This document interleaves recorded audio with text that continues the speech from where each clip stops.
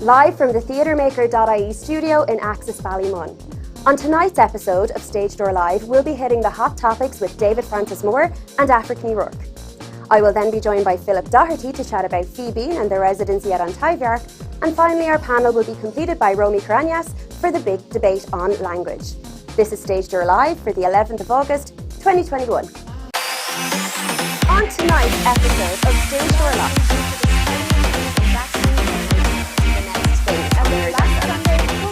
so it's a mixture thing. So what we're gave me a bit of time, gave me a bit of space, I think to think. Which is crucial to our identity. Janice de Bruyne. Thanks to the support of Axis Ballymun and Dublin City Council, we're broadcasting from the theatremaker.ie studio at Axis Ballymun, part of the Axis Media Hub. We've got a great show for you tonight, but before all that, let's take a look at the top news stories from Micheál at Irish Theatre this week. Take it away, Micheál.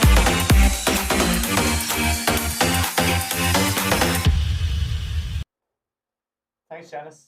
We've had one of the busiest news days ever here at theatremaker.hq, so let's dive right in. In terribly exciting news, Dublin Theatre Festival announced their programme just yesterday. DTF is taking place from the 30th of September until the 17th of October this year.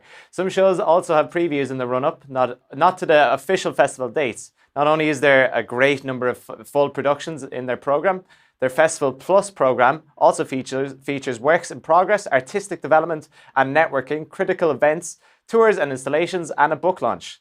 We'll have more in this programme later in the show. Last week, Electric Picnic had its licence refused. However, Laois County Council Chairman Conor Bergen revealed Electric Picnic organisers can reapply for a new licence to hold a 3-day festival. Promoters Festival Republic and MCD wanted to run the festival at full capacity between the 24th and 26th of September. Plans were to allow 70,000 people to attend the festival. Last Wednesday evening, the council decided to pull the plug on the September event, citing public health advice available from the HSE as motivating the decision. Rules are currently limited the number of people of organised outdoor events to 500 at venues with capacity in excess of 5,000. Council Chairman Conor Bergen said in theory, festival organisers can reapply for a new licence to stage the event, but could not host the original number of people it had hoped for. No acts had been announced by Electric Picnic prior to the cancellation. In contrast to this rule of 500 per 5,000 plus, Croke Park held 24,000, approximately a quarter of its capacity, last Sunday. That same day, 50 people were allowed to attend the Gaiety, which seats 2,000. Meanwhile, just a 90-minute journey north, a concert with 5,000 attendees took place in Belfast. Last night saw the return of live music with 5,000 people attending a Tom Jones headlining, supported by the High Kings. Organisers of this concert said they were disappointed to hear of the decision to refuse Electric Picnic permission to go ahead. Everyone attending the concerts at Belfast Custom House Square had to sit a negative antigen test or show that they are fully vaccinated or fully recovered from the virus. Organisers of this concert also cited the outdoor events being allowed to go ahead in Croke Park. 40,000 spectators will be all permitted entry to both All-Ireland senior hurling and football finals at Croke Park this month, nearly half of its capacity of 82,300. Electric Picnic also cited on their Twitter that music enthusiasts in the Republic of Ireland can easily travel to Northern Ireland to attend concerts. More on all this later with Janice. The Intergovernmental Panel on Climate Change has published its stark report today, claiming major climate changes are now irreversible and inevitable. According to the report, human activities are worsening the effects of climate change, which are widespread, rapid and intensifying. The report by leading climate scientists provides evidence that unless there are immediate, rapid and large-scale reductions in greenhouse gas emissions, limiting warming to close to 1.5 degrees or 2 degrees will be beyond reach. In 2019, the concentration of carbon dioxide in the atmosphere was higher than at any point over the last 2 million years, according to the Landmark report. The first report of its type since 2013, it comes 3 months after the COP26 in Glasgow, where international leaders are to meet and negotiate climate agreements. Minister for the Environment, Eamon Ryan, has said that doing nothing is not an option, and that the first step for reducing the impact of climate change will be the elimination of fossil fuels. Sticking with climate change, Greek wildfires rage on across the country as the country finds itself in the midst of its worst heatwave in 30 years. More than 2,000 people have been evacuated, with elderly residents carried onto ferries. Local officials said more help was needed into fighting the fires that have destroyed parts of the island. The EU has said that it was mobilising one of its biggest responses to tackle the wildfires affecting Greece and a number of other European nations.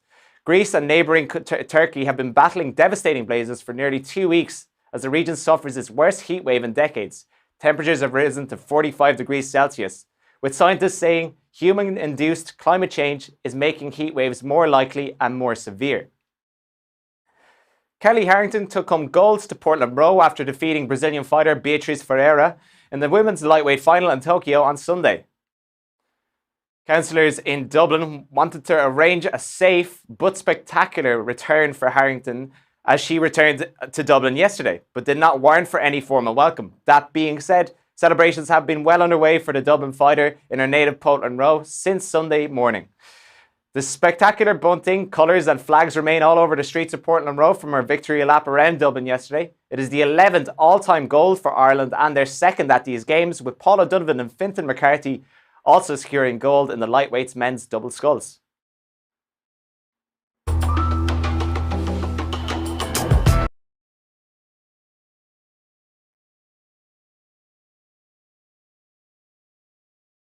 The low uptake on vaccines by pregnant women and their partners has delayed the lifting of maternity restrictions, according to the Master of the Rotunda. The maternity restrictions will be lifted once there is a considerable uptake in vaccinations among mothers and their partners.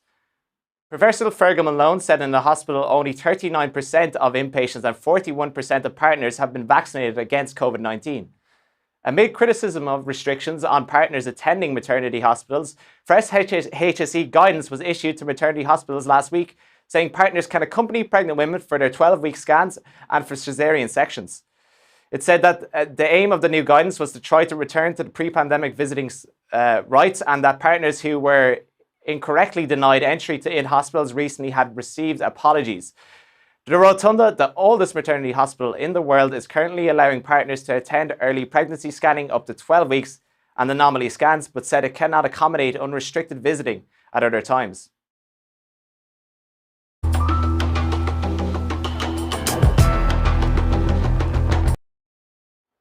Congratulations to Dermot Bolger, the winner of the 2021 Lawrence O'Shaughnessy Poetry Prize in 2021, awarded at St. Thomas University Centre for Irish Studies in Canada. Dermot Bolger is known for his many novels, but also his plays, which include an adaptation of Joyce's Ulysses and the most recently Last Orders at the Dockside. Both of these plays were staged at the Abbey. Extra matinee tickets were added for Druid's The Seagull, actor Chekhov. In-person tickets were added for the Thursdays and the 12th and the 19th, and Saturdays the 14th and 21st. However, Thursdays 19th and Saturdays 21st matinees are now sold out. Tickets can be booked in groups of 4 on Druid's website. The Bord Gáis Energy Theatre recently held its first live performance in 18 months, featuring music by Leonard Bernstein and lyrics by Stephen Sondheim. West Side Story remains one of the most popular musicals of all time. With a cast of 20 and a crew of 71, there were more people backstage and nearly twice as many in the whole production than there were in the audience. There were 2 shows in one day with an audience of 50 at each performance. Seating 2,100 people, the Bord Gáis Energy Theatre would rank as the 4th largest London West End theatre and exceeds the capacity of all New York Broadway theatres. This put the West Side Story audience at 2% of the theatre's capacity.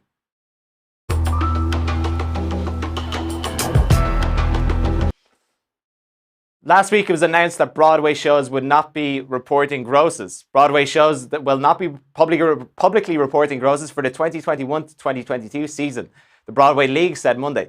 The decision was made based on many factors, according to the League, but includes the staggered rollout of returning and new productions and anticipated variations in performance schedules. This means the season's grosses could not be easily compared to past seasons. The League plans to report grosses for the 2022 to 2023 Broadway season. November 2020, Broadway League President Charlotte St. Martin said the Broadway League would not publish grosses if the industry did not have a full season. A full season usually includes 52 weeks running from the first week of June through to the end of May of the following year. The practice of publicly reporting gross is involuntary on behalf of the productions, but has traditionally been followed by most Broadway shows. Individual shows could still choose their own release based on box office numbers. The Broadway League, formerly the League of American Theatres and Producers and League of New York Theatres and Producers, is the national trade association for the Broadway theatre industry. Members include theatre owners and operators, producers, presenters, and general managers. Founded in 1930 primarily to counter ticket speculation and scalping, the Broadway League has expanded its mission and programs over time. In addition to negotiating labour agreements with 14 unions in New York City and engaging in lobbying initiatives throughout the country, the League recognises excellent works and artists through award programs such as the Tony Awards. Sarah Frankham has stepped down as the director of LAMDA, the London Academy of Music and Dramatic Arts. This action amid allegations from former staff that she fostered a toxic atmosphere at the drama school that led to the resignation of a number of teachers. Benedict Cumberbatch, president and alumnus of the school, welcomed Sarah Frankham as the new director in February 2019.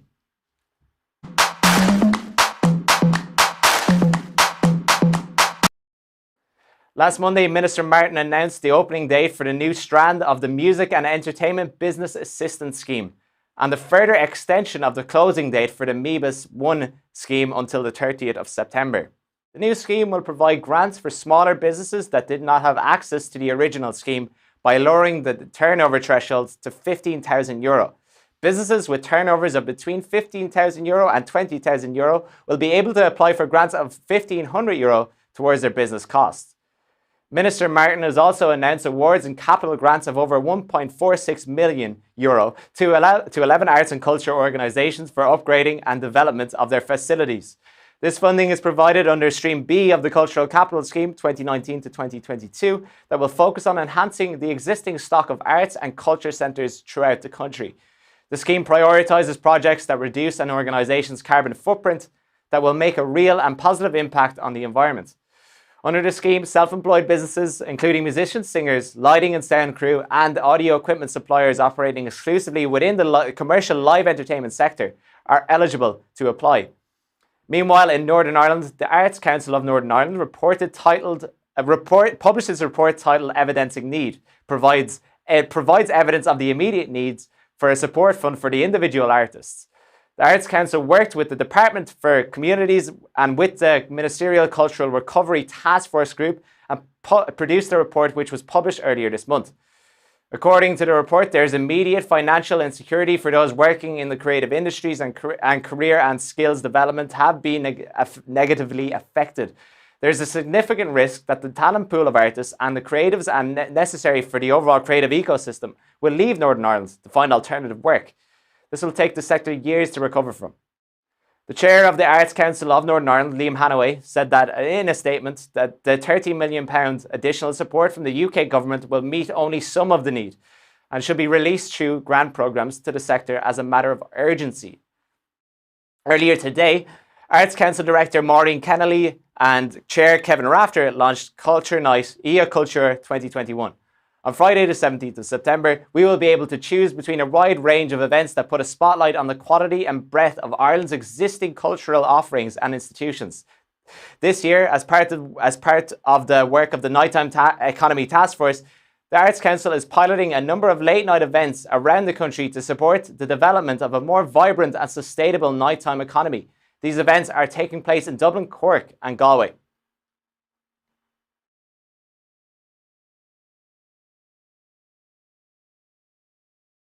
Paused. Locked down with all lives on hold.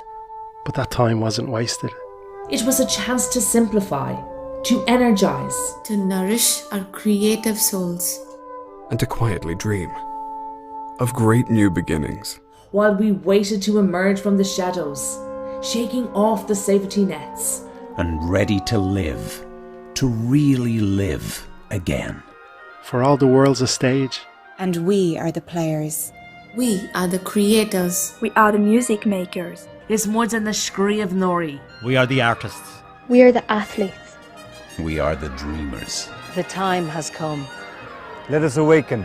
Let us show the world. Seo chud is sa mín muidig domsa. This is how we dance.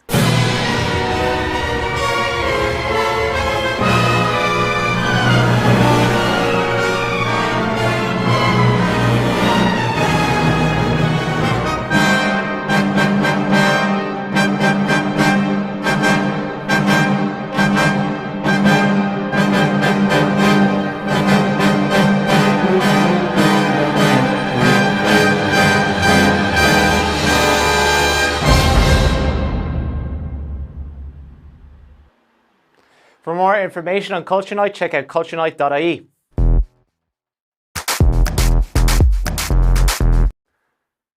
Booking is now open for the second Skenographia Masterclass from the Irish Society of Stage and Screen Designers and Project Arts Centre. You can join online for eco-skenography and to learn about Max Doherty's Model Box Library project and waste in production design. It will be taking place this day week, Wednesday the 18th of August at 7 p.m. It's free, but you need to register in advance to attend. The application deadline for the Lyric Theatre's Belfast Drama Studio is this Friday. Drama Studio is a 14-week course of workshops on Saturdays and Tuesday evenings for 18 to 25-year-olds. It's a rigorous, intensive and demands a lot of commitment, but most people agree it's very well worth it. It's rigorous, intensive and intensive demands a lot of commitment, but most... The Lyric supports Drama Studio members to apply for drama schools. In the last 8 years, over 65 have got places in Royal Welsh College of Music and Drama, Memphew, East 15, RADA, the Lear, Guildhall, the Royal Conservatoire of Scotland, Arts Ed and the Royal Birmingham Conservatoire. The closing date is Friday the 13th of August 2021. And now, over to Blue with what's happening at Dublin Theatre Festival this week.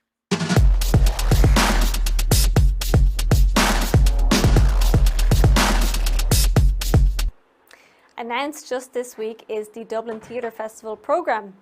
DTF is taking place from the 30th of September until the 17th of October this year. Not only is there a great number of full productions in their programme, but also works in progress, artistic development and networking, critical events, tours and installations, and a book launch.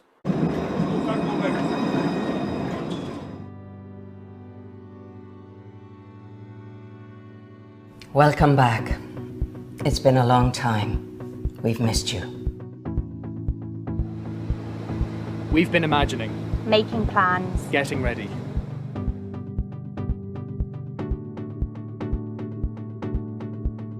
Staying at home and doing our bit. We've tried our best to stay connected.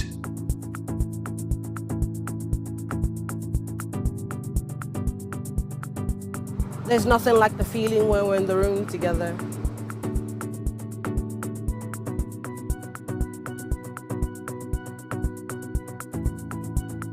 It feels so good to be live again.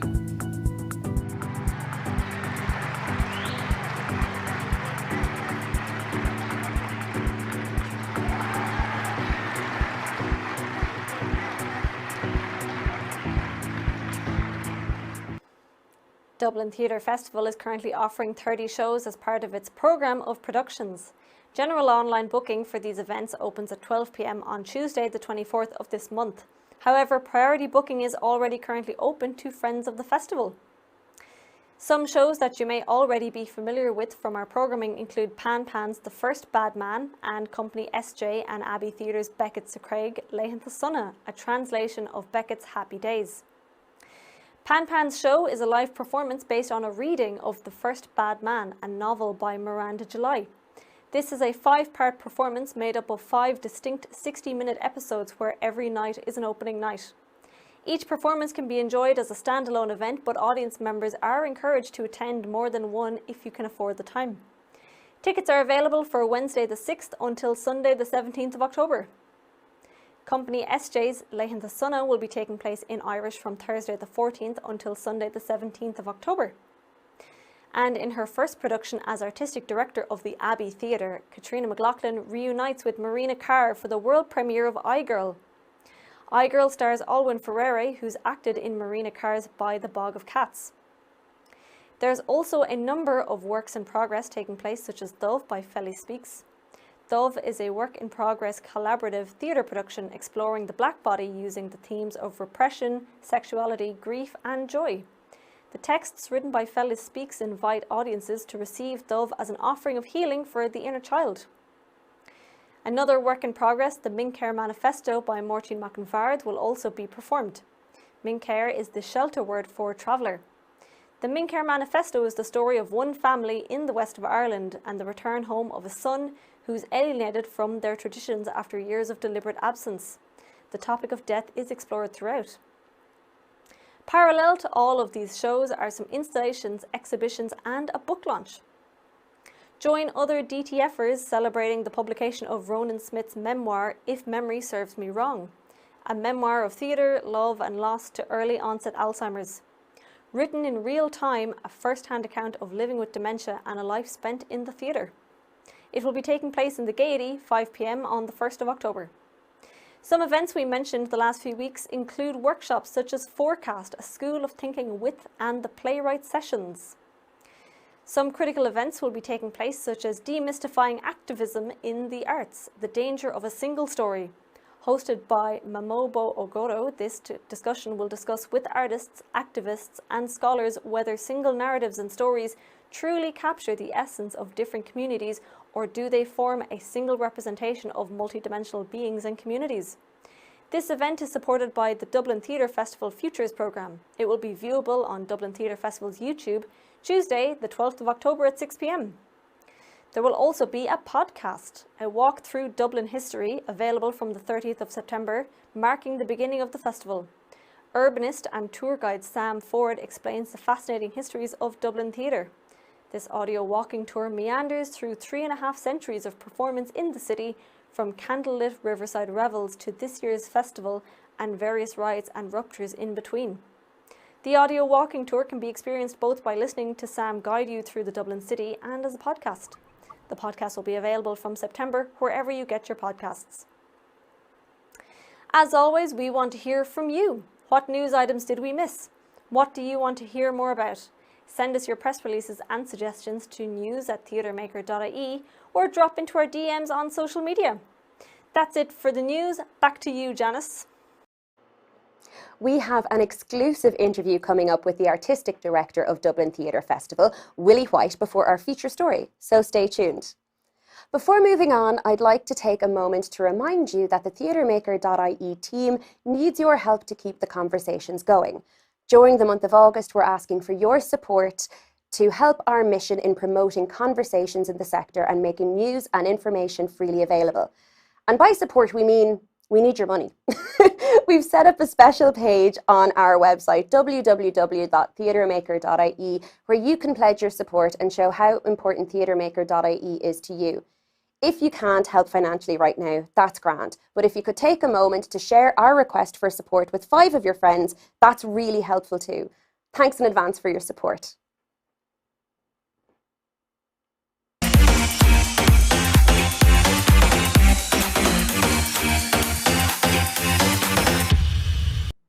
Now it's time for us to delve into this week's hot topics.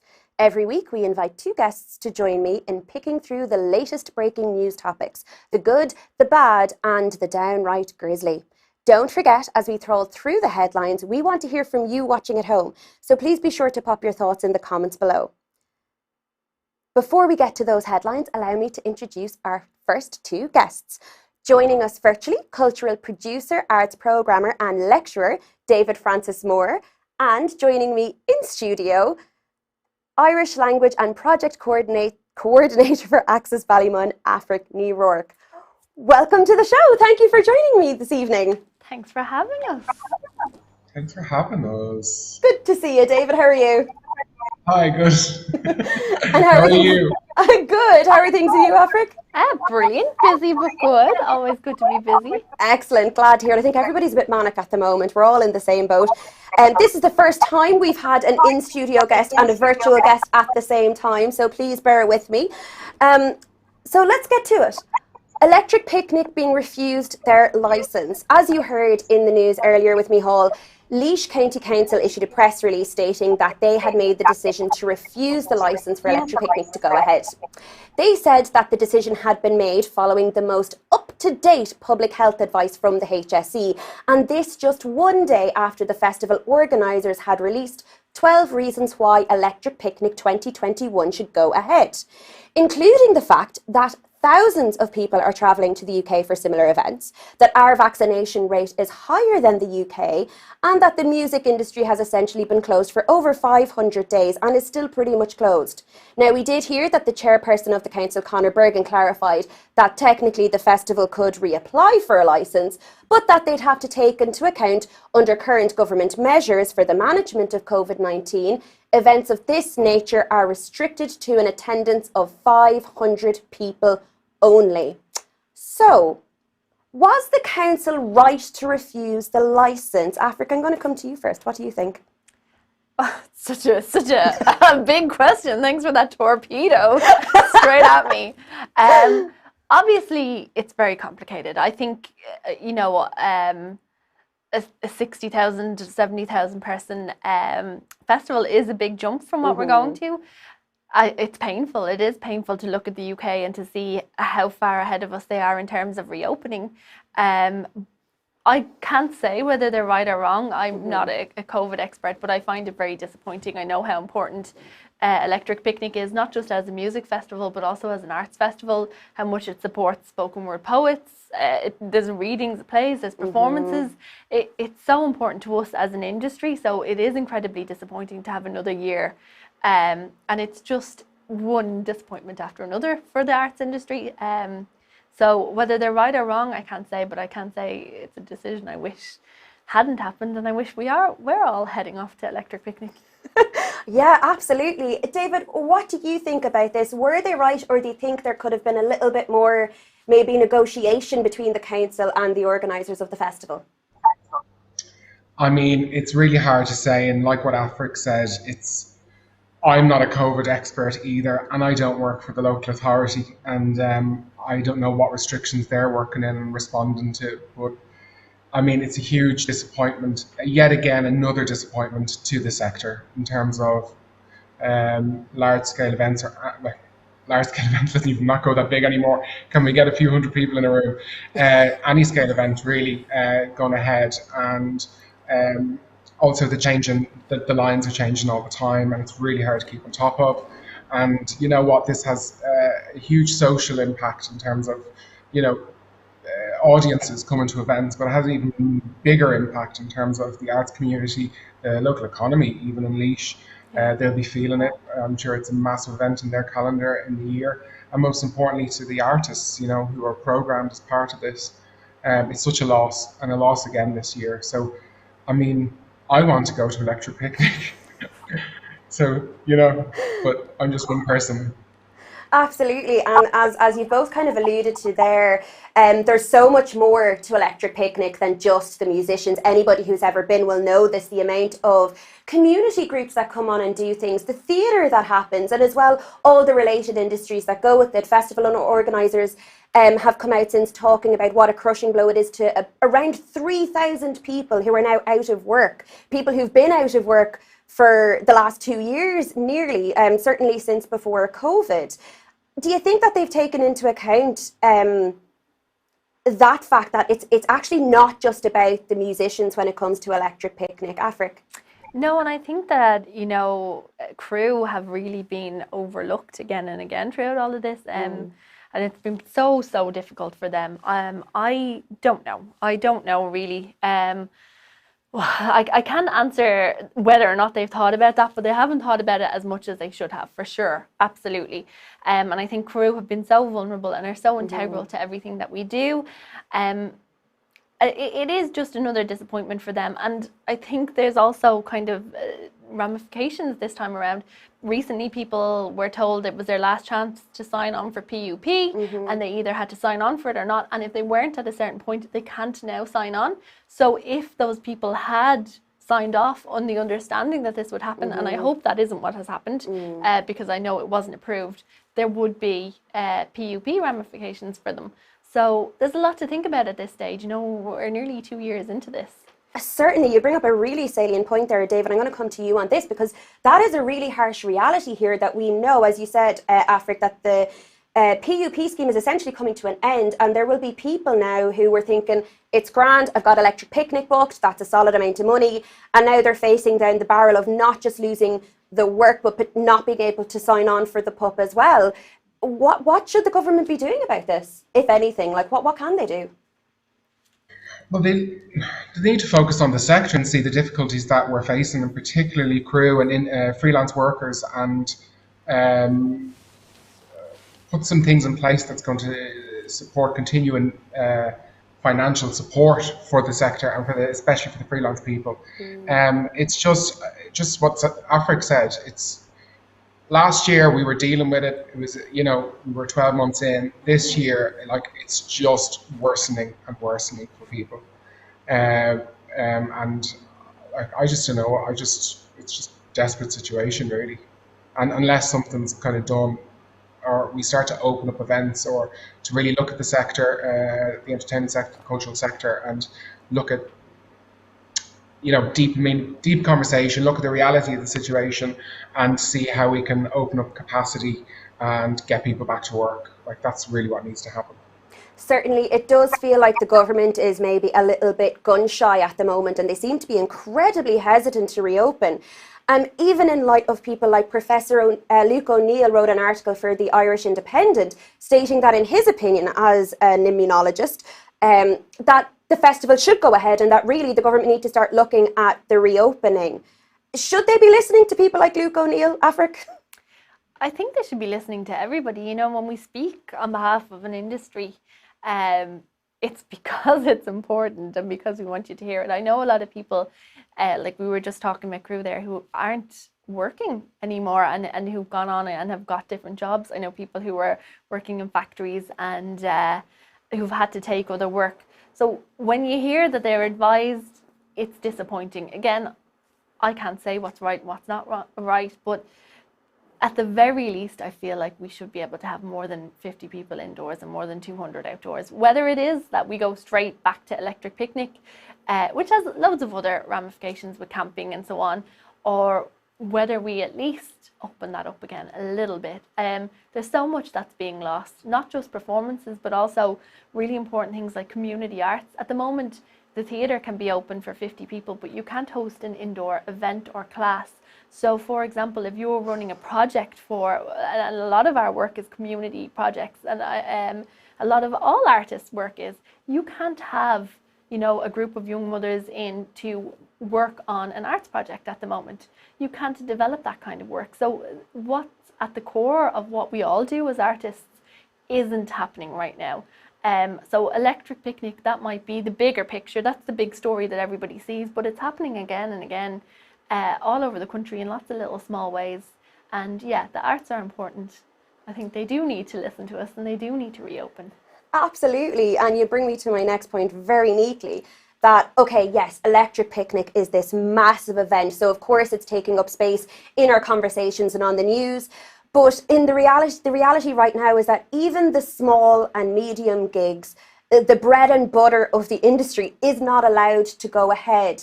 David, do you have thoughts on that? Like, should we be talking more about those smaller things rather than the electric picnics of the world? It's not that we should be pitching them against each other or comparing. Everyone has their own agenda and their own priorities that they're focusing on, be it a large scale event, be it small to medium. I think overall, when we think of the vaccine, I suppose if you had said to me a year ago, when the view was you'd get your vaccine, most of the population get their vaccine, we'd get back to some level of normality, the country would open up and we'd be back to our gigs in no time, We have had mass vaccination now. And what's really, really disappointing is the fact that we have gone through that process. We know that the numbers are rising. And at the same time, it doesn't seem to be opening up in the way that we thought it would. So all my friends, my colleagues, 30, in around my age group, want to go to the festivals. But so how, we're all vaccinated now, all my friends are vaccinated. So this may sound silly or something, but I'm a bit okay, so when are we going to get to the festivals? When are we going to get to the gigs? Because we got our vaccination. So can we just move on, please? But I suppose there's other considerations. But just to get back to your point about small to medium gigs.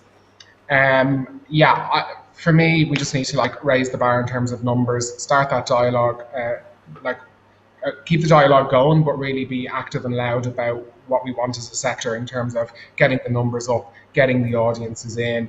Theatres, small to medium gigs, inside, outside, in particular inside with theatres, because that's the area I work in. They are managed spaces. I know that, like down in visual here, like we can manage more than 50 people. You know what I mean? We could, and they're safe environments. They're managed, masked up, hand sanitized. Let's get the gigs going. Let's get it ranked up again, and let's get theatre started up again. You know. Definitely. I'm afraid we have to move on now to our next topic, but as I'm sure this will be an ever-evolving situation, you can keep up to date with all the Electric Picnic news by going to their website, electricpicnic.ie, where you'll also find the Luke O'Neill article published in full, and I would recommend you check it out. It's good food for thought.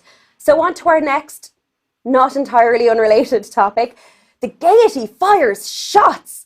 As you heard earlier in the news last Sunday, as the Irish National Opera were warming up for their matinee performance of The Dead, an opera at the Gaiety Theatre, they set Irish Twitter alight as they issued the following travel update. To the 50 people attending today's matinee at the Gaiety, please allow extra time to travel as there are 24,000 people travelling to Croke Park. #Save the Arts. The tweet has since had over 1,000 retweets and over 5,000 likes. It obviously struck a chord with a lot of people, myself included. I was one of those likes. There's clearly a lot of anger and frustration. AIFRIC, I'll come to you first. Is this just everybody, getting frustrated, that feeling like sports is being prioritised yet again? I think it's not so much the priority, and I don't want this to turn into sports versus arts. Like, they're both important parts of our culture, but what's frustrating is that inconsistency in rules, and that's what we're seeing in lots of aspects, and it is just this feeling that nobody has sat down and thought about it. So I would say I don't want to, as I said, all get our pitchforks out and go out to Croker, but it just feels like you're overlooked in lots of ways and not considered properly.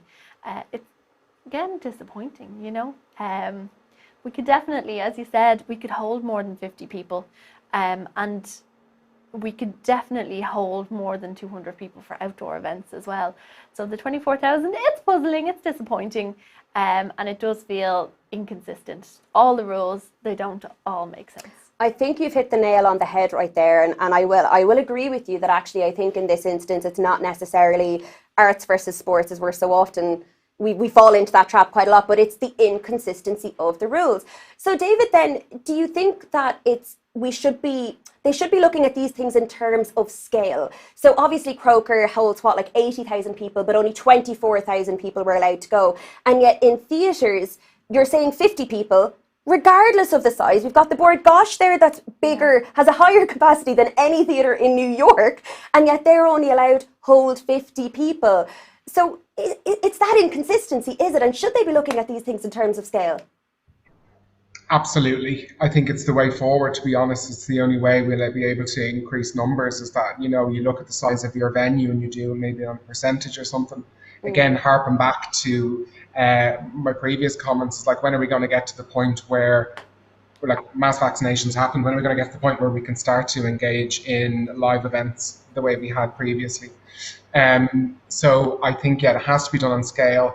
I think every venue in the country comes with their own size and their own, policies around how they're going to manage and make sure that they can control the environment and present safe events. I think that's what I mean when I say about further, discussion and dialogue, that like something has to happen here, because we're just at a standstill, really. So definitely in relation to the size of your venue should determine your capacity. Certainly when you see that they're allowing 24,000 people into Croke Park, which is an organised outdoors event, and then at the same time they're saying that other organised outdoor events have to have a maximum of 500 people, you're kind of going, where's the logic in that? AIFRIC, I'm going to finish with this on you. What do you think when can we bite this bullet? What are they waiting for? I don't know. I feel like we can bite the bullet now. We're ready.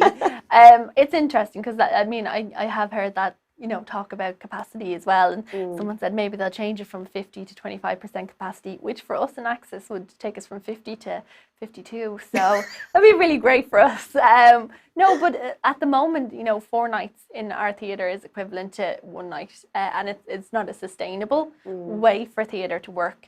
And we do need to look at ways to open the theatres, open all the venues back up. And as I said, not just theatre, it's not just about that aspect, it's also about all of the community engagement that we do. It's so important. Yeah, absolutely. David, have you any further thoughts on that? Just building on AIFRIC's point there around, you know, looking at theatres and these art spaces being so much more than just the shows? Yeah. I mean, even for us at Visual, we have a massive, engagement program, and we have been able to engage our community and our audiences through workshops, but it's on such a small scale. And in some respects, it's been really nice because you're looking at quality of engagement over, like, you know, vast numbers of people. But at the same time, you want to engage as many people as you can, and the limitations on workshops and numbers is so restrictive, I think, at the moment as well. And we're finding that particularly difficult down here because we have such a broad engagement program, and we love seeing people come in, and we love hosting our workshops and developing work with our communities. And we're completely at a loss because of it. Certainly, and I'm sure that this topic will definitely continue to be contentious for some time yet, I'm afraid. But that is all we have time for on this. Thank you so much, AIFRIC and David, for coming in and speaking with me today on these hot topics. Of course, you will be back later in the show for our final segment, The Big Debate. A big thank you now to everyone who has supported us from the very beginning and each step along the way. If you like what we're doing and want to show us some love, you can also check out our store and get yourself some merch. Our store is filled with loads of brilliant Os Gaeilge products, all proceeds of which go directly to support the work we're doing here. We're posting a link in chat now, and it will also be in the description after the show. As we transition to our next segment, take a listen to our interview with Artistic Director of Dublin Theatre Festival. Thank you, Willie White, for joining us from Dublin Theatre Festival. So this is very exciting. It's really nice to have you here, as the programme has just been announced, and it's a very ambitious festival programme with these ever-changing circumstances. Hopefully the circumstances are changing for the better. We were devastated last year when just the weekend before the festival, Dublin went to level 5, so we had no indoor performances with live audiences. It's looking a lot more promising this year, although at the moment for audiences of up to 50 people, if you can fit them in. So I'm hoping that there will be an improvement in those parameters before the festival kicks off. Do you have anything particular in place for an expansion on 50 people? Well, we have the venues, which we are underutilising at the moment. So the space in the venues, if social distancing comes down, I mean, I expect people will still probably be wearing masks. I don't know that we're necessarily going to get into checking their vaccination status. So what we're looking for, I guess, is a reduction in social distancing, and perhaps maybe for vaccinated people, we'll see. I mean, to answer your question bluntly, in some cases we're getting even fewer than 50 people in, so that is not what the venues are designed for. It's the social distancing that's making it inefficient, quote unquote. So if that improves, and we also have to figure out what it will take to manage those numbers, what protocols need to be in place, but physics is what we have it on our side. There is more room for we can let more people in. And on the note of 50 people specifically, do you have any particular thoughts or comments on venues like the Bord Gáis Theatre only being able to hold 50 people, which is, I think, 2% of its capacity? It's a terrible pity, and not what it was designed for. Absolutely neither the Bord Gáis nor, for example, the Gaiety Theatre or indeed the Olympia. So, I mean, we know why there have been restrictions. If we look elsewhere in Europe, we can see that not everywhere is taking the same approach. I was talking to a colleague in Serbia who had a festival for 40,000 people, a music festival, and everybody was either vaccinated or tested. I know from colleagues in Spain, France, Italy, that generally the numbers are higher and the social distancing is lower. People are still wearing masks, and in some cases people have to be vaccinated or proven to be negative. But we are an outlier in that respect.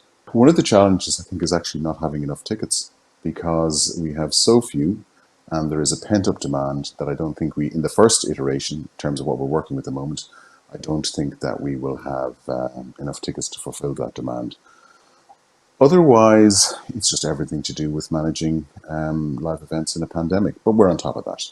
We know how to do it. We're well prepared, and we'll make sure that everybody has a safe and comfortable experience. And also, we will stop focusing on that and start thinking about why they're there, which is to see excellent premieres of Irish theatre and some international productions too. And the festival is full of fantastic new writing. Some work intended for this year, some work we've carried over from last year, but brilliant premieres of new Irish writing. That's what people can look forward to. So we'll put the hand sanitizer to one side, we'll keep our masks on, we'll be safe and secure, we'll sit down, buckle in and enjoy. Amazing. That sounds really exciting, and I'm sure there are lots of reasons to get excited, but is there anything in particular that you're maybe most excited for? I don't want to call out your favoritism or anything. I won't say I'm most excited for anything, but I can think of, a lot of the stuff I'm imagining what it'll be like, but I attended a run of the almost finished Night Dances by Emma Martin at Visual in Carlow recently, and it was fantastic. The score, is by Daniel Blake from Girl Band. It's really loud, really energetic, really intense, contemporary dance, commercial dancing, raving, exalting. I can't wait. And it's going to be presented in the National Stadium, a venue that we haven't used in years, if ever, which is a really apposite setting, with its legacy of boxing and music. So I'm really looking forward to that, as well as, of course, to everything else in our wonderful program for this year. That does sound literally spectacular. And what are your hopes for the festival? My hopes for the festival and for our sector in general are that next year, I don't think there's a back to normal, but I hope that whatever dispensation we end up in will be closer to larger numbers. And actually my long-term hope is for more big venues in Dublin. We have been going backwards for 20 years. We've lost so many theatre seats. I would like a handful of mid-scale venues of 400 seats or more. That's my hope. But I mean, our sector, we won't really know the lasting damage until the pandemic is somewhat over or winding down. But I hope that the sector can spring back, more resilient, take more care of each other, be more thoughtful, embrace sustainability, and still be the brilliant theatre artists that we know Irish practitioners are. The irony, of course, is that in the last year, funding has increased significantly, but unfortunately, the public have not yet had the opportunity to see the benefit of that because there have been so few opportunities to show live work. So a return to that and a city centre that is full of life and culture. Excellent. I don't know if there's anything else you'd like to add that I might have missed that you think might be pertinent. No, I just wish my lighting was as good as yours. I'm looking at you there. Mine is just through the downstairs window. We can't wait. We can't wait to be back. We're really looking forward to meeting audiences again after such a long break. The last live audience we had in the festival was October 2019. Remember, indoors. So it's been a long time, and we can't wait to see people again, and we can't wait to be in a room, witnessing, experiencing, enjoying a live performance together. Did you want to add something, Kevin? Let me see what my producer's saying in my ear. So Thanks so much for joining us. I know you're very busy. We really appreciate it. No worries. Good to see you. You too.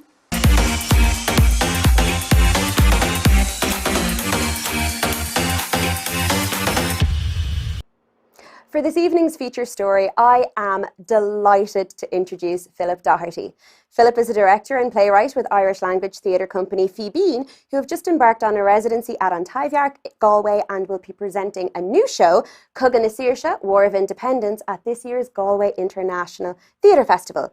Using the stunning Connemara as a backdrop, this multi-stage visual spectacle will bring the big house, the country hall, and yes, the pub, to glorious life as colourful characters share stories and perspectives on the war. It promises to be an open-air experience that is gut-wrenchingly funny and heartbreakingly sad, ambitious and surreal. They are at this very moment in time in the midst of rehearsals of what's going to be a phenomenal show. So I feel very privileged to be welcoming Philip virtually this evening. Fáilte go dtí an show, Philip, welcome to the show. We are delighted to have you with us this evening. Hello, I'm delighted to be here. Thanks very much. Fantastic. So, Dúspóir, to start us off, how are rehearsals going that I have so unceremoniously interrupted for you this evening?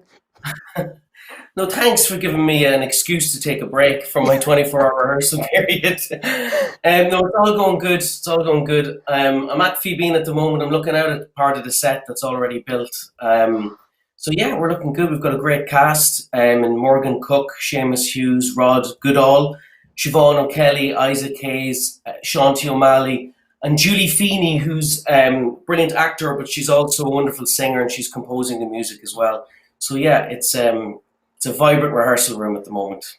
It sounds like such a treat. And I have to mention this. I see a poster behind you there for Fíbín, which I was lucky enough to go and see last year. And it was my first experience of live theatre since the pandemic started. If you want to know how I got on, check out the Theatre Maker back catalogue. I did a little video for Theatre Maker for that. So do check that out. So congratulations on that as well. It was brilliant. Oh, thanks very much. Thanks for coming all the way over. Oh, look, I love Connemara. Any excuse to get over there. So let's take a minute before we get into CRUAñAS. I'd like to ask about your residency at Taibhdhearc. Very exciting. How's that going? Are you all settled in?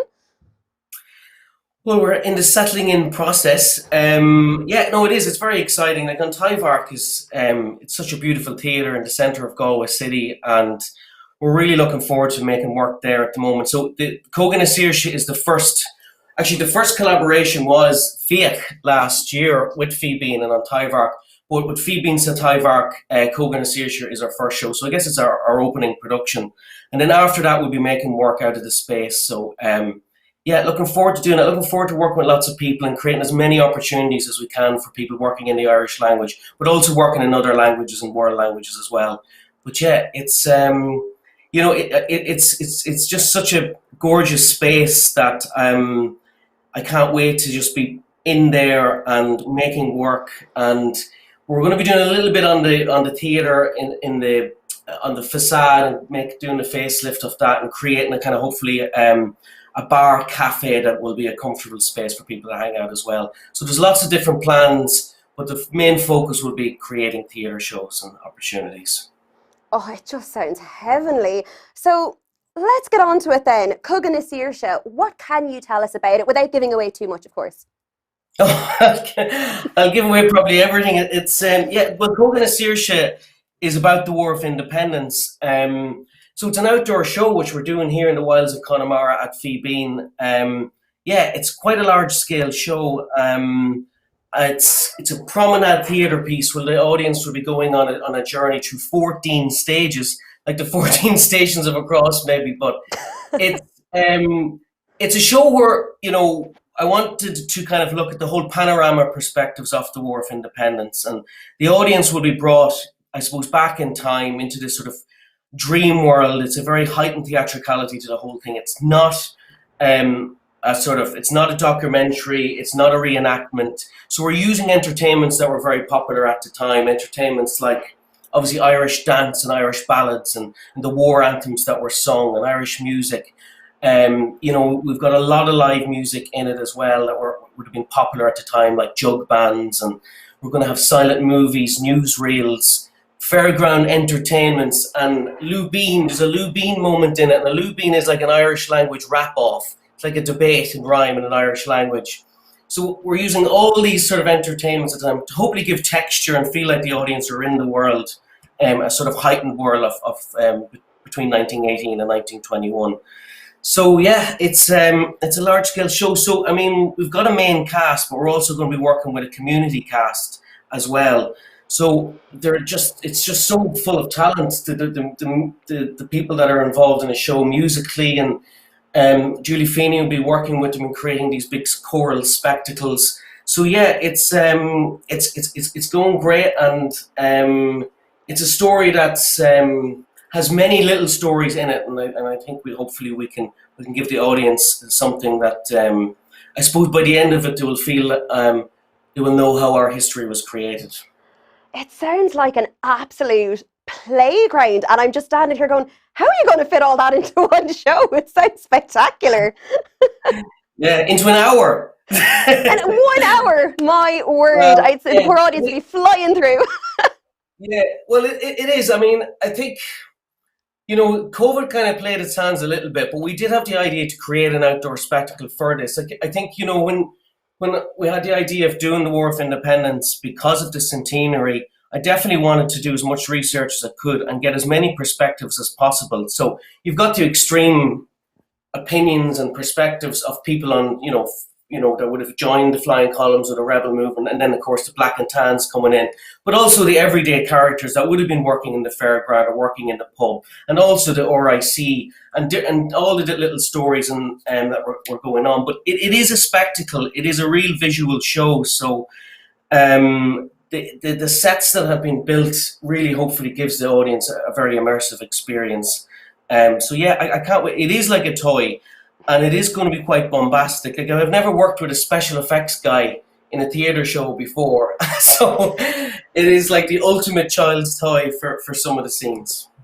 A bit like all of us at the moment this year, learning new skills in the midst of the madness that we're living in. You've actually kind of brought me quite neatly to my next question, which is, have you always wanted to do something around the Cogan the War of Independence, or was it just that the centenary was coming up and you're like, actually, I think I want to make a story about that?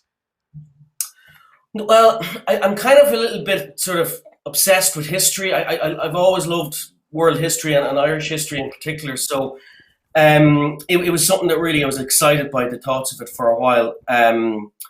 I've heard of a lot of great shows that were made in France around their revolution, and I thought, why can't we make one in Ireland, and something off a large scale?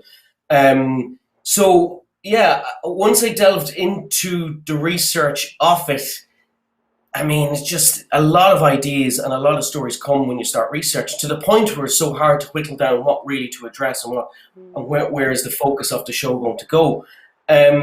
But yeah, we did a show a couple of years ago called Catna Carrua, which is the Battle of Carrow.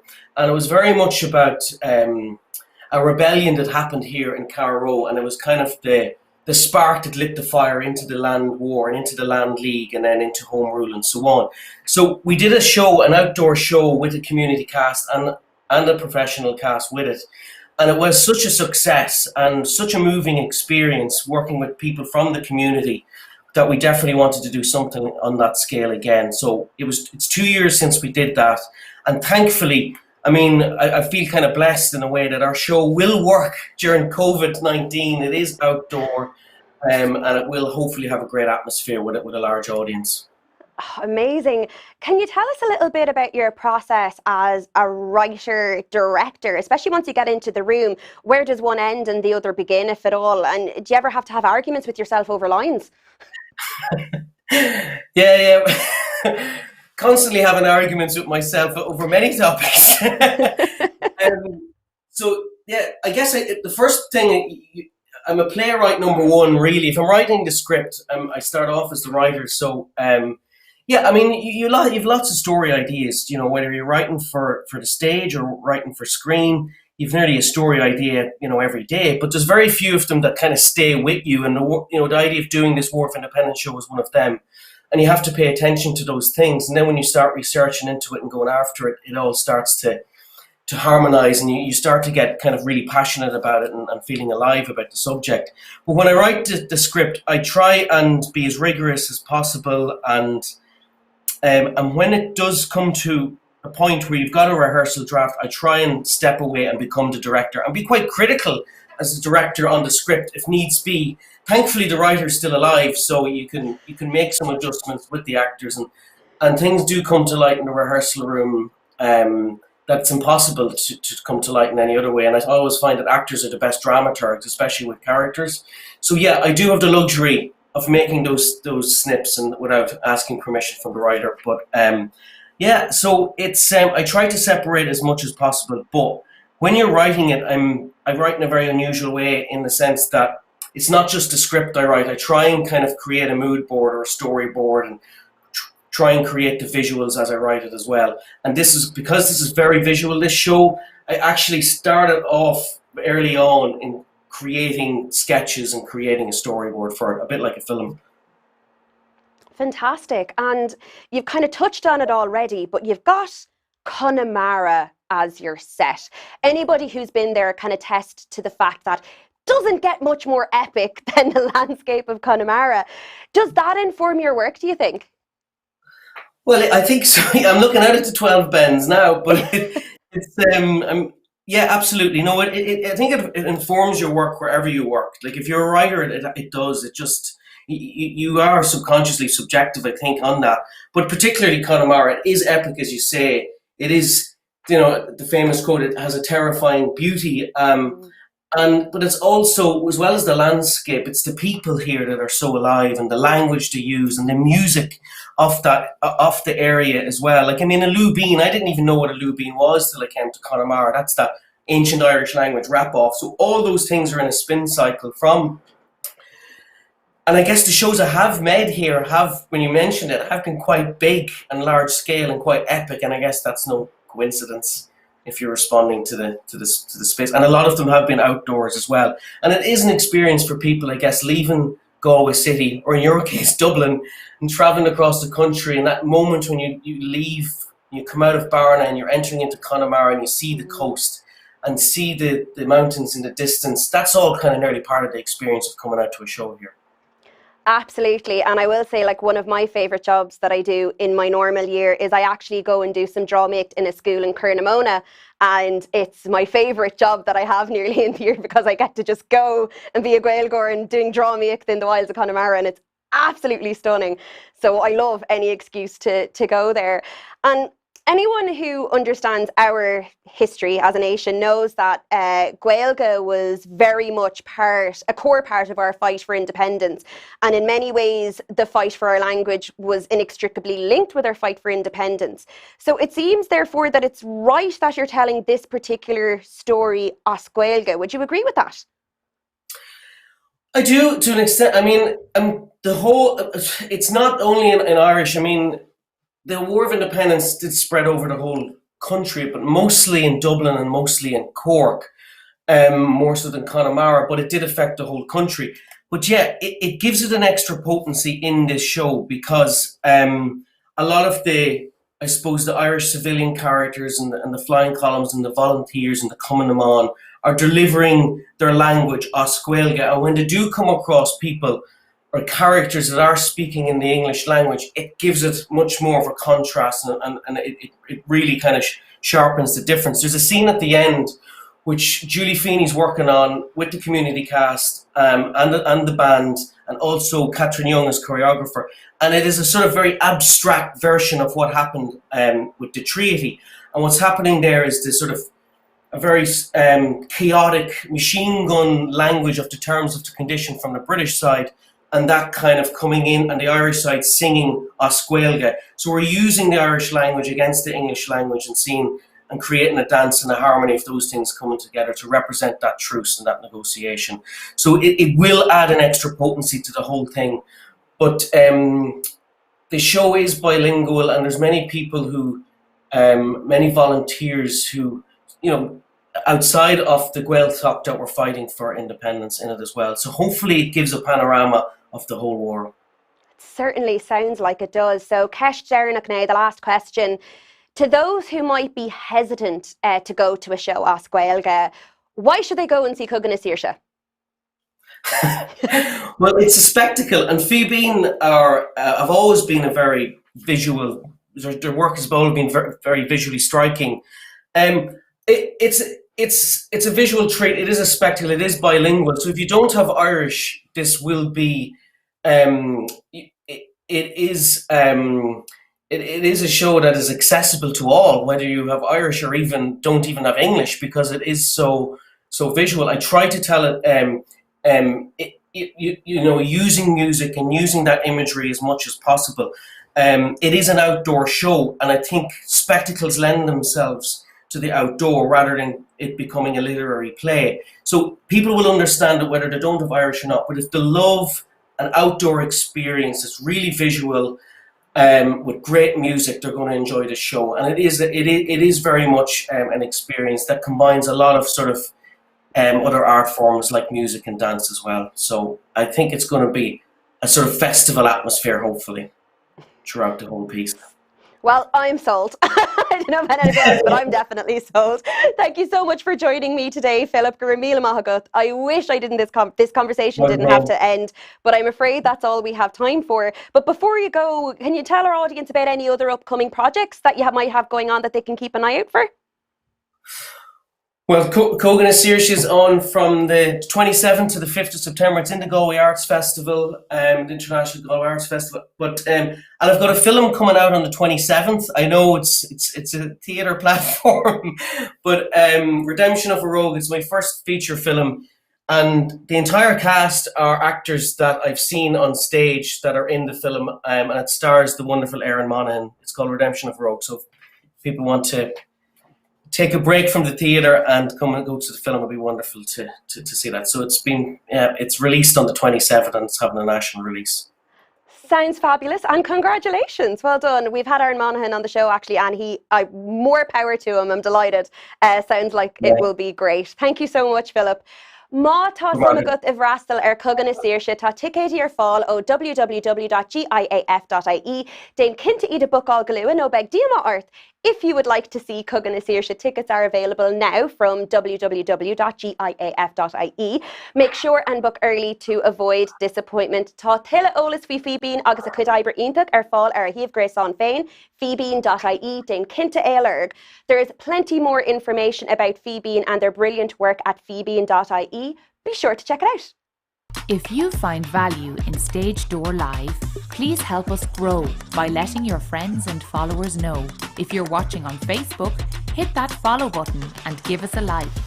Take a moment to share this live feed with your friends and followers right now.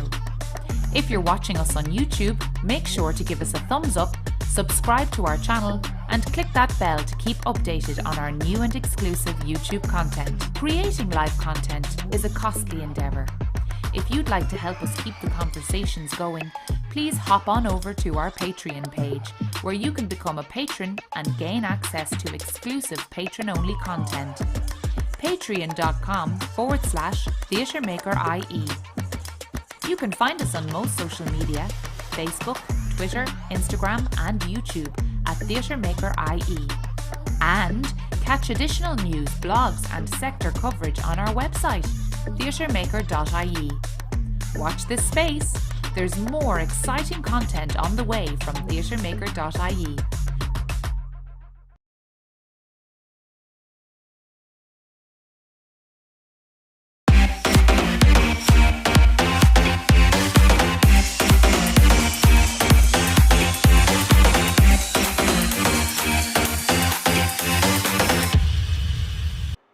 I'd like to take another moment to remind you that the theatremaker.ie team needs your help to keep the conversations going.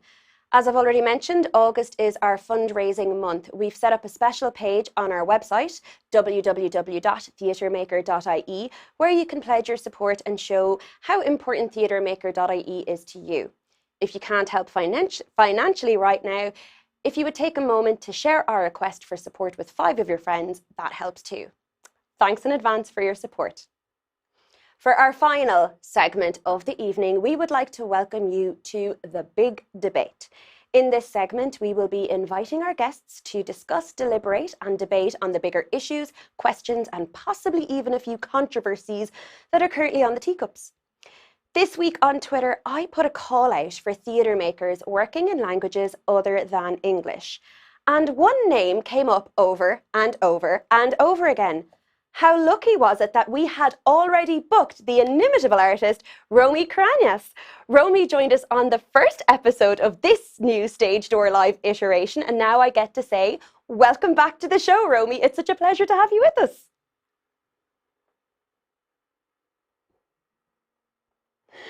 Joining ROMI, we are delighted to welcome back David, AIFRIC, and of course, Philip. Falter Ash, lads, thanks for sticking around. I do hope you're ready to get stuck in. So we've one big, possibly contentious motion to debate for your viewing pleasure this evening. And please do remember to add your 2 cents in the comments below. We want to hear your views and opinions too. A word of warning to all, as this show is made by theatre makers for theatre makers. We have a habit of simply agreeing with each other all the time.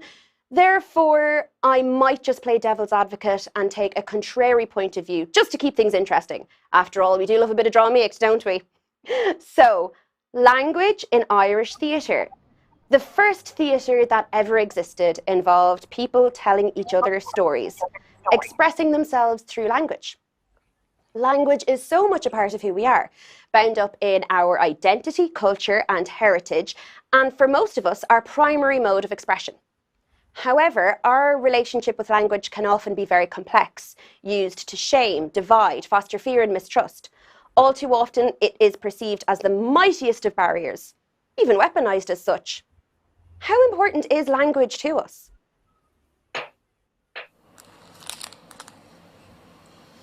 Sugar. Sugar. Little packets of sugar in cafes and restaurants are fud na tíre. That's all over the country, as Gaeilge, in Irish. Little packets of sugar, and on the back, a little shannuckle while you tuck into your cup on tea and your sambo. Shannuckle. Old word, literally. A saying. An old piece of advice. Shan Leiston on them. Thousands of years of wisdom and wit distilled into cúpla focal and a bit of sugar. An endangered language. Our native tongue preserved on a preservative. Agus gomininic ní bhíonn istigh na cake ho tábhacht agus atá sé, as they absent-mindedly rip a sugar packet and throw it isteach sa cup on tea. Gan is dóibh cad is brílan na focal sin. Na focal a dúirt ar sintric. Roxana Nick-Liam there, telling us how important language is to her in her poem Shukra. Can we, humble theatre makers that we are, use our craft to flip the notion that language is a barrier entirely on its head and use it to unify rather than divide? A lofty aim, to be sure, but achievable and, dare I say, necessary. I ran a poll on my social media yesterday. Would you go to see a show in a language other than English? On Instagram, 72% said yes, while on Twitter, 79% said yes, while 17% said it would depend on the language. Interesting. Romy, is that reflective of your experience making work in other languages in this country? I guess in a way, yes, definitely. A lot of people are interested in seeing plays that are in Spanish, in Polish, in a lot of different languages I worked with in the past, and they are not particularly maybe fluent in the language. Maybe someone they care about, they love is, maybe they are interested in the history. There are so many reasons to be open, willing, and interested to see a show in a language one doesn't understand. I remember bringing Piso 35 from Buenos Aires to the Outhouse in Dublin, and one of the people that enjoyed it the most was from China, and she couldn't follow the subtitles in English as well as the physical action, but she was just happy of the physical action with the language and loving the show, you know, for example. And Romy, do you think there's in your experience, is there a real appetite for that kind of work in Ireland at the moment? No, definitely. There is a huge amount of people that are in Ireland. They are working in the countless USian companies, as I like to call them, because they're like extraterrestrial or something. But all these people are totally uncatered for. Nobody thinks about them as people that actually could enjoy culture. And time again, when there is a situation in which we reach out with a show in a language that could be, you know, any European or non-European language, so many people are actually craving, and maybe the venues that we have access to in the past 6 years working in this area is always been limited to 50 because we couldn't afford anything bigger. So I know the pain, and there is always sold out and people really wanting to join, but maybe not being able to. Philip, I'm going to come to you next. What do you think are the barriers that can exist for both actors and audience making work in another language, and how do you overcome that? Yeah, I think I don't see it as a barrier. I think just to talk, you know, from my own personal experience and Fíbín have always made work that is tried to break that barrier by creating theatre that is very visual, and the story is told in a very visual way. So it doesn't become like an Irish language lesson. It's very much about the story, and it's about the characters, and about their journey, and it's about the motion of the piece. That's the sort of spectacle theatre that we make, and it's a sort of theatre that I've always kind of loved and been passionate about. But I think, you know, it's the Irish language suits the more visual style of theatre, because it isn't exactly, it is more from an oral tradition rather than a literary tradition, the language. So it lends itself to more visual style of theatre, like European theatre possibly as well. And I think there has been a mistake in the past where we've translated English language plays into Irish. It doesn't quite work as well. But I think there is no barrier to an extent. Like, the best theatre I have seen has been in other languages like Polish and German, and I've been moved just as much, even though it hasn't been in my own language. And just to go back on that, like how important, and I think how much the visual theatre works in the Irish language. The people who go to watch a play in the English language are called an audience. So it's audio, so it's very much they're using their ears. Well, in every other language in the world, including Irish, it's spectators, and in Irish it's lucht féachana. So it's no coincidence that the theatre that's made outside of America and outside of the UK and outside of Ireland to an extent has been very visual and has been such a spectacle.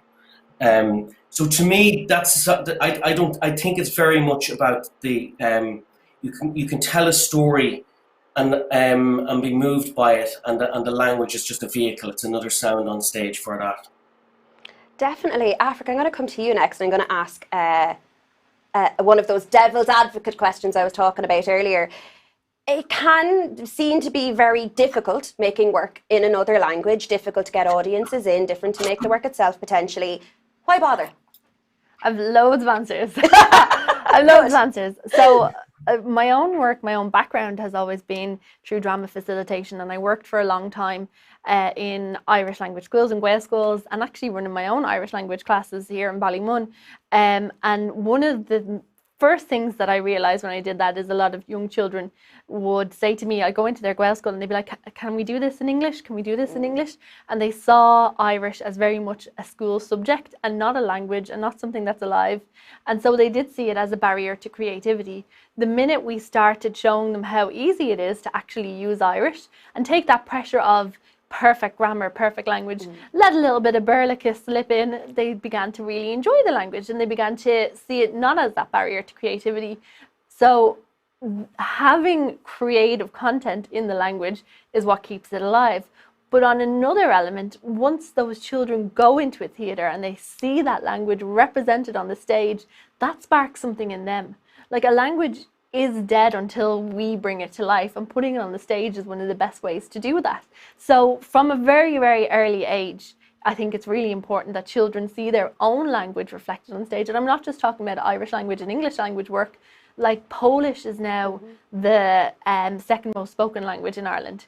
So it might be time that we start putting the Polish language up there, because we talked a lot about this recently when we had Polish language workshops here in Axis with the fabulous Riverbank and with Superpower.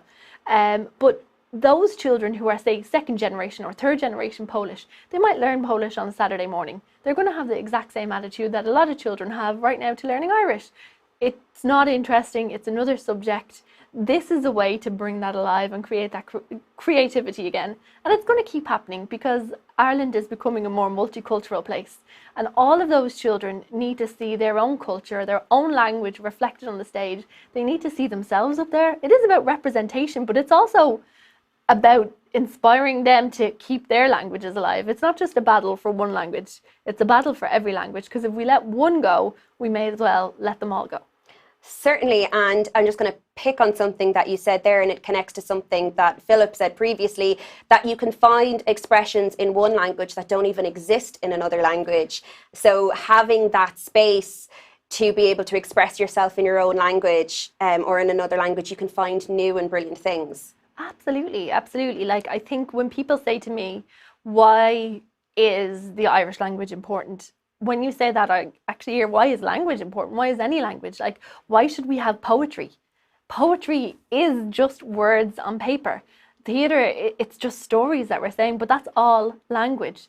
And if we just want to get down into communicating, we can do, but that's not what we are as people, and that's why the arts is important. So if you let go of one language, if you say that Irish isn't important, I feel like you're saying every language isn't important. We may as well just all vote and have one. What's the point? But no, it is all those little differences. And it impacts the way we speak English, and the way we speak English impacts the way we speak Irish or Polish or whatever. So many of us say, you know, I to be going down to the shops, you to be. That's all because our brains are still a little bit wired in Irish, you know? Absolutely. David, I'm going to come to you next. So, like, obviously Gaeilge is very much rooted in our own heritage and culture, and there is a definite clear path for making that kind of work when it comes to programming. What about when it comes to programming work in other languages? AIFRIC already mentioned Superpow, and I know ROMI's involved with the Mother Tongues Festival. What is the path? Are people taking it to programming other language, theatre in other languages? Yeah, we're definitely seeing, I'm definitely seeing an increase in, through the work of like Mother Tongues Festival, of works focusing on, or festivals and venues focusing on languages, as other languages as part of their program. I mean, down here in visual, I was, when I arrived, I had never been exposed to the Irish language in the way that I have down here, which has been really amazing. Like RUAIRC and Fíbín is one of our annual theatre programming staples, and it's just been amazing.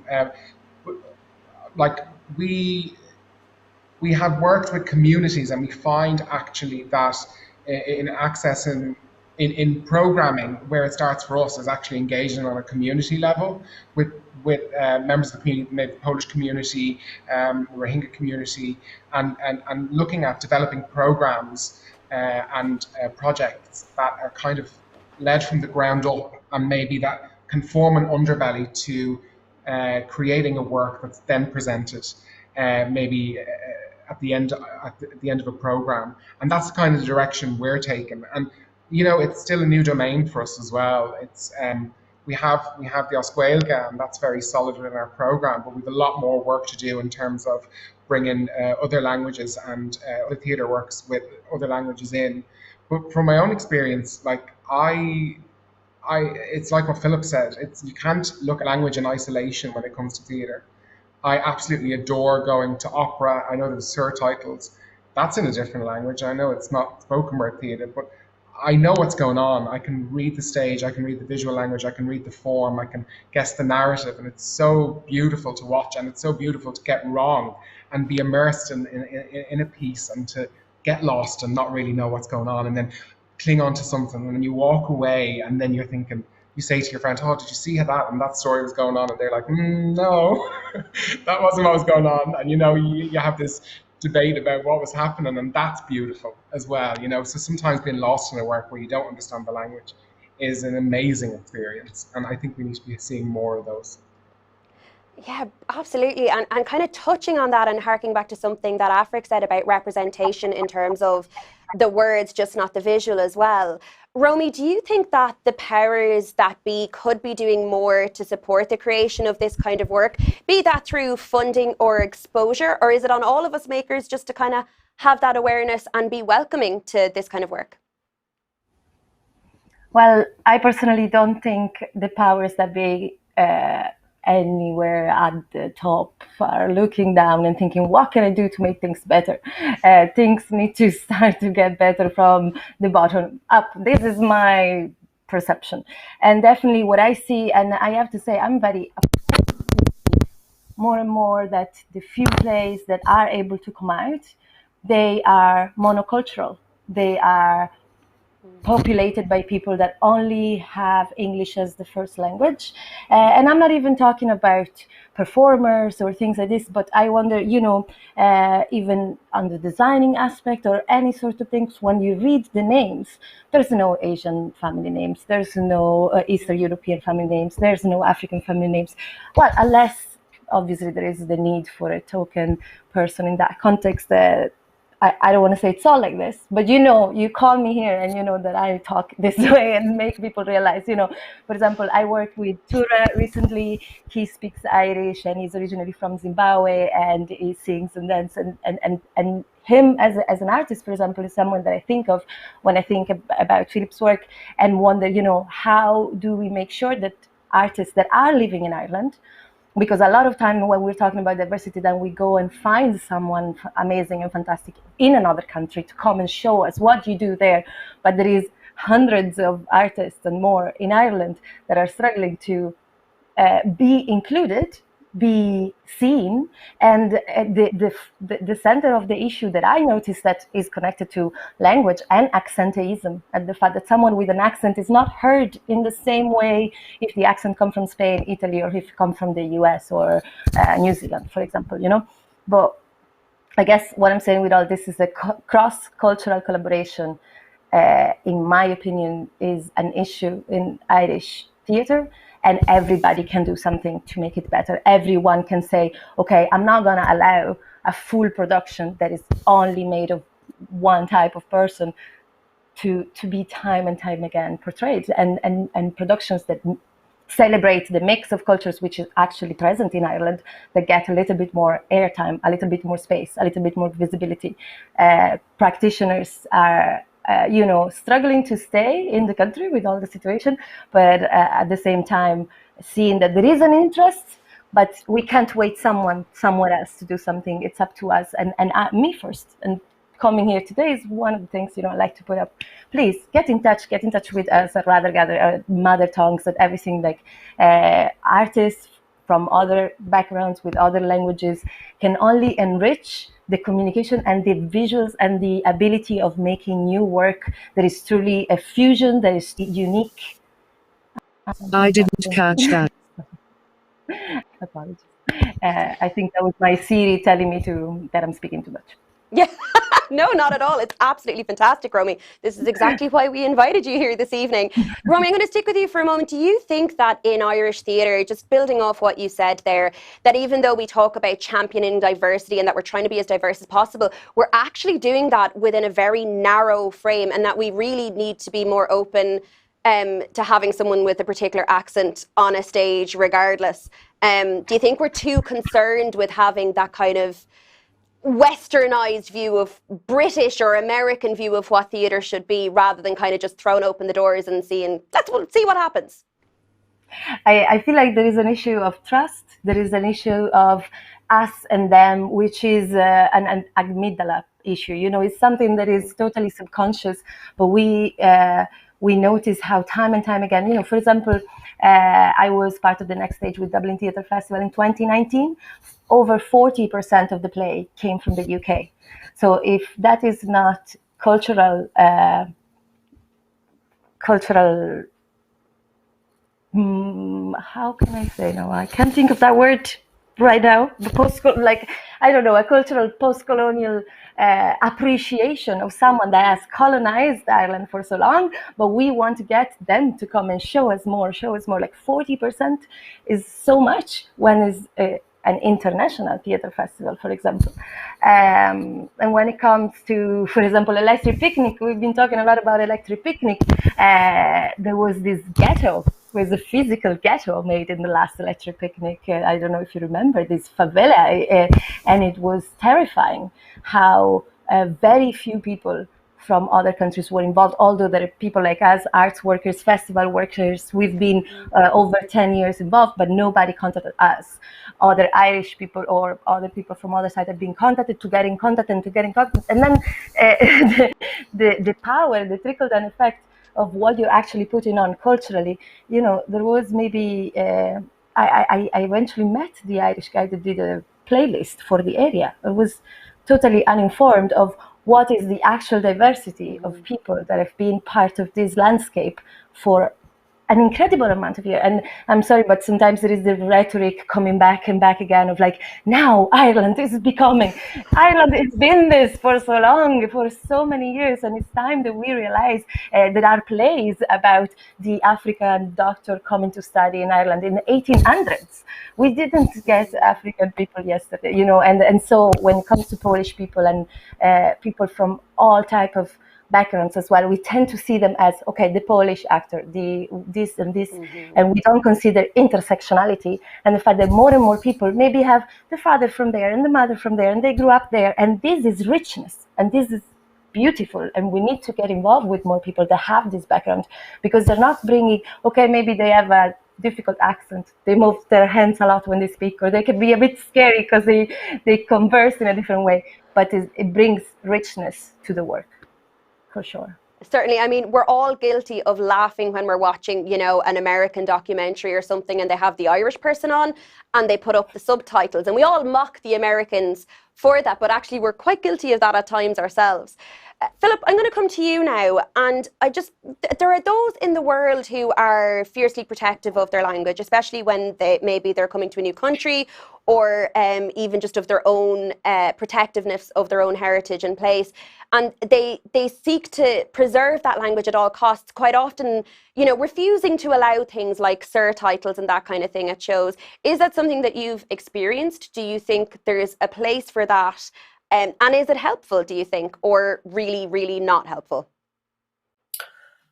Well, I think you want to make it accessible to the audience, definitely.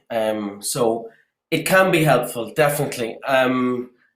It's if you're confused as an audience member of what's going on and the story, it's very hard for you to emotionally connect with the characters of the story. So to make it quite clear, you're going to connect with that character, and you're going to be rooting for them or on their journey. So I think making it accessible is a very positive thing. The surtitles, though, is a good question. And I mean, the Fíbín work is so visual, it doesn't necessarily need surtitles for every word or for everything. It depends on the show. But if it's a very literary play in another language, maybe it does need the surtitles.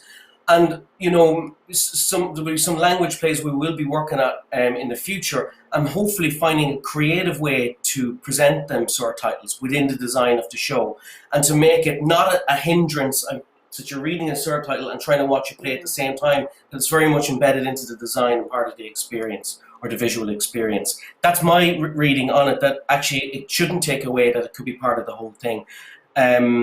So yeah, I am for it, because I want people to enjoy the experience and to escape into the world of the show. To answer your question. Yeah, no, so really you're basically saying it kind of depends really on what you're making, and I am inclined to agree with you there. And I know for myself, even when I do see shows, like even when it's Oscuelga and I speak Irish, I will find myself reading the subtitles instead of watching the action. No, stop reading. What are you doing? You know what they're saying. So yeah, I'm inclined to agree with you there, that if there are creative ways that you can make the story clear to the audience, then that is what you should do. David, we've been talking a lot about spoken language this evening, but what about non-verbal languages? Irish Sign Language, for example, a language equally rooted in our heritage and culture, and no less important. Where does that sit at this table of work in other languages? Do we need to make more space for it? Absolutely. And do you know what? I've always had an affinity. I think that's why I lean towards dance in terms of the art forms that I enjoy, is because they're non-verbal, and sometimes the words can, for me, get in the way of what's happening. And I love non-verbal theatre. But we commissioned a work last year and I know it wasn't theatre, maybe you could say it was theatre and film, probably wasn't that either, with Amanda Coogan and the Irish Theatre for the Deaf. And it was absolutely, it was such a beautiful piece, and there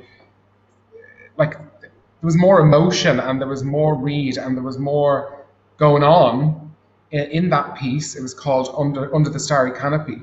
Than some theatre shows that I've been to where it's been spoken and it's been narrative.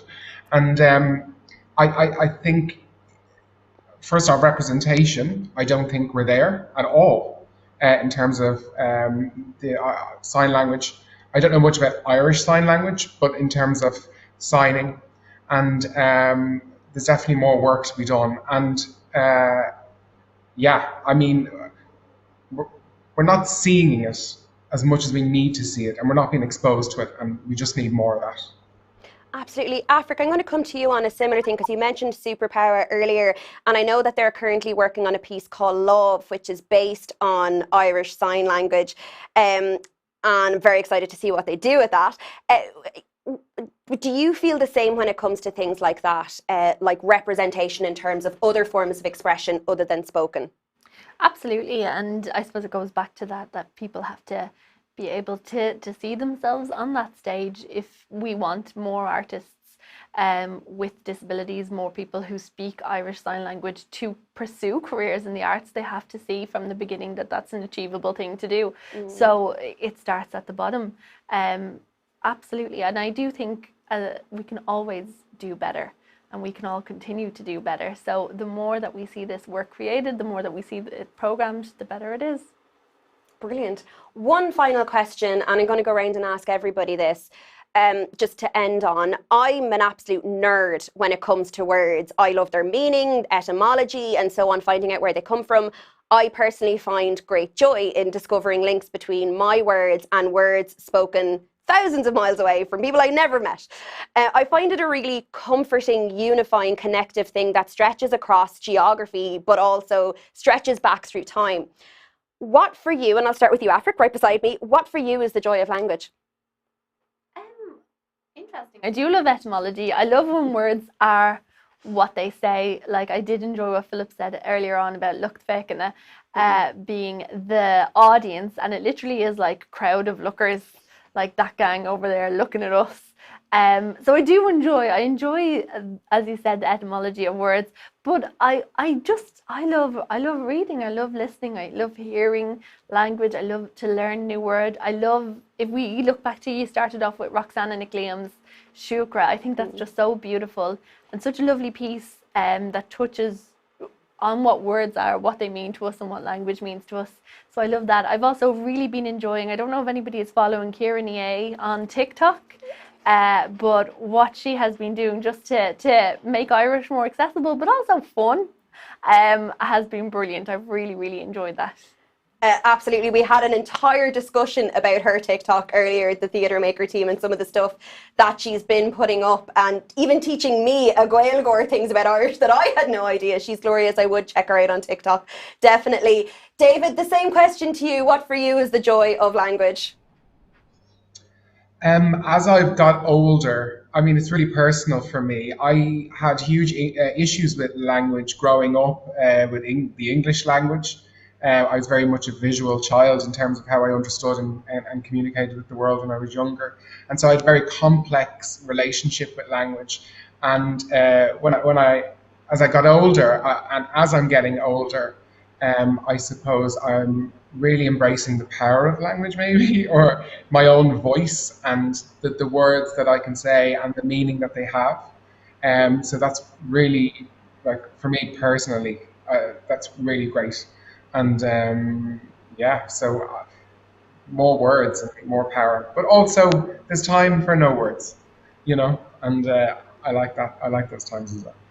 Brilliant. Philip, same question to you. Yeah, it's a big question. Well, I mean, language. Yeah, I love the sound of different words. It's just, they just kind of, when you hear a word, you love the kind of the texture of it and the sound of it. It kind of like, I mean, I got my second jab today, so I was going around telling everybody I was inoculated, just because I love the word inoculate and the absolute the sound of it. But yeah, that comes first. But you know, language has the power to create the most beautiful imagery, and that's what the power of poetry. It comes from language, so it combines all those things, and you can have onomatopoeic language, but for its power to create imagery, but also to have so much play with it as well. And seeing the difference between other languages is kind of beautiful as well. I mean, like in English, you know, when you get the sun, you've got a freckle, but they have a different word for in Irish, Pogini Grena. which is Kisses from the Sun, which is just so more beautiful, much more beautiful and poetic. I think that kind of represents the differences in some languages as well. I'm going to pick you up on that because one of my favourite words in Irish is smugglerone, which is the Irish for jellyfish. And for those of you who don't know, it literally means seal snot. And I just think that is beautifully expressive. Romy, same question to you. What's the joy of language for you? Well, I am definitely an addict of languages. I speak 5 kind of fluently, because then what happens is the more you speak, the more I kind of put together bits from different languages and make my own, you know, because you can have all these figures of speech, all these little dialects and accents, and you can really find new way to express yourself, even poetically or as a playwright. I really like the mix and how different sounds, you don't even need to know what it means. But you know, if right now I'm gonna say something to you like ¿por qué carajo me haces eso? You know, it's clear. You don't need to know what it means. You know, and it needs to happen in that language for that kind of vibe and another language. So I think for me the best part is like a dance, and it takes your body and it takes even your voice in different parts. You embody text through different languages in different ways, and then the stories you can get from people that otherwise maybe you wouldn't be able to communicate with when you travel and things like this. Also, maybe you don't speak their language, but when you speak a few, you get different way to kind of like mix and match, and some words is like a jigsaw, you know, because this word is similar to French and this to that, and oh yeah, languages, they're amazing, all of them. It's great, and I'm really, really sad that I have to finish now. I feel like I could talk about this for hours. And I mean, there's no doubt in my mind that the discussion around language in theatre, especially in Ireland, it's far from over. We need to do more, we need to do better all the time, and we need to make sure that we are letting people's voices be heard. But before we go, really super quickly, what is your next project? Where can people find out more about you? AIFRIC, I'll come to you first. Is there anything you'd like to plug? Well, Access is going to be announcing shortly that we are having a series of outdoor events. So keep an eye on accessballymun.ie, and we have 3 shows that we'll be hosting as part of Dublin Theatre Festival. So if you haven't already looked at their website, do have a look. And there's a bit of stuff happening in Access, so come out to us. Very exciting. David, what would you like to plug? Yeah, so Visual have their live performance program, the theatre program, launching later in the year, which is super exciting. They have Collapsing Horse. Collapsing Horse, a very old man with enormous wings, coming. God, there's loads. Just keep an eye on the website. It's all very exciting. Fantastic. Philip, would you like to remind people about that very exciting film you've got coming up? Oh, yeah, why not? Yeah, it's a film. Redemption of a Rogue is out on the 27th of August. It's a film starring the wonderful theatre actor Aaron Monaghan, and it's in cinemas nationwide. And Cógan na Saoirse, of course. Fíbín show is in the Arts Festival from the 27th. The same night, my whole career's in a balance within 24 hours on the 27th of August. And also I look forward to later on in the year, keep an eye out for Fíbín Taibhdhearc's first programme of events. Fantastic. You'll be a nervous wreck on the night of the 27th. I hope you've got somebody on standby to give you a hug if you need it. Oh, yeah. Romy, what about you? What would you like to plug before we go? Well, just because it's relevant to what we were talking today, I'd like for you to check out, you can still write Movimiento about Mother Tongues Festival, and it's a video we made with Irish sign language and Spanish and a lot of languages and movement. But for the next coming up, it's all very secret. But you can follow our Rather Gather on Instagram, Facebook, and our website as well is putting on a very interesting directory. Anybody can join, and then there is no excuses to say I don't find actors or performers or musicians from such and such or with such and such skill or language. They're all written up there as well, and please join us. We can't compete against each other because we want everybody to succeed, so that's our aim, and getting Rather Gather. Fantastic, Romy. You're such a doer. I love it. More power to you. Thank you so much to all our guests for joining us this evening. AIFRIC, David, Philip and Romy. It has been such a pleasure chatting with you all. I do hope you'll come back again soon.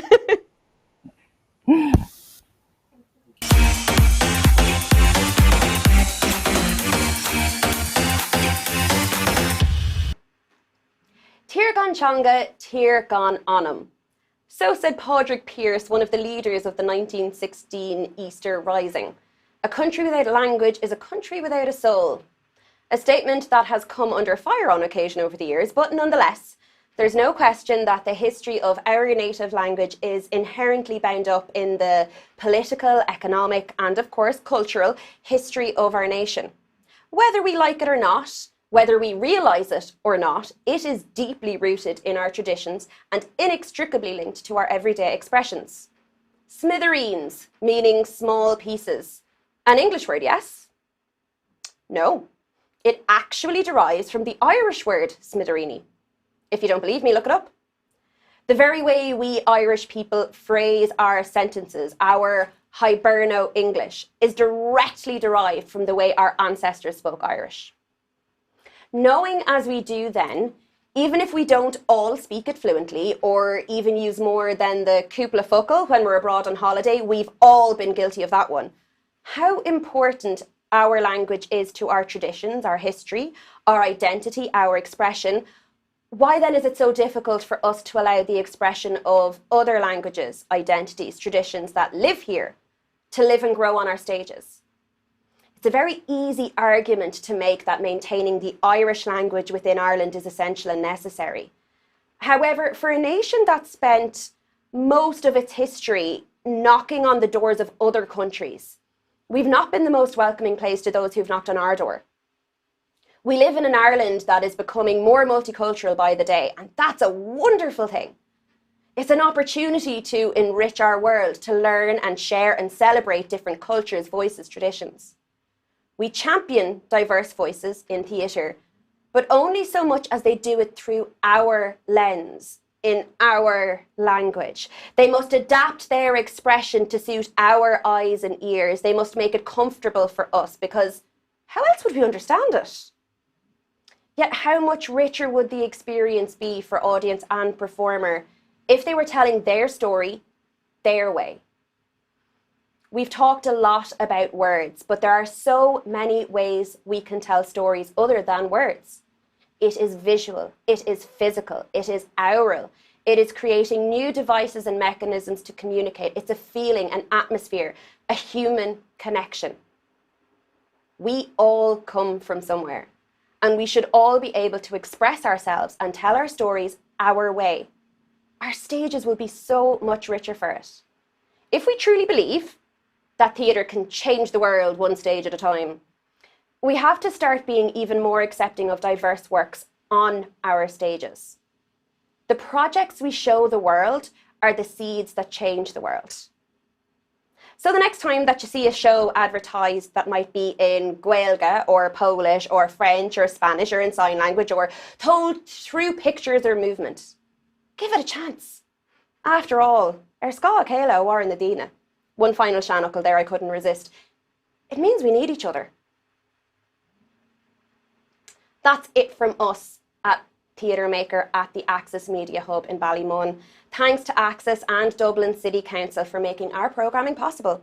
We'll see you on Monday for Irish Theatre This Week and 2 weeks from today for Stage Door Live. Thank you and good night. Ihawa agus fan slán.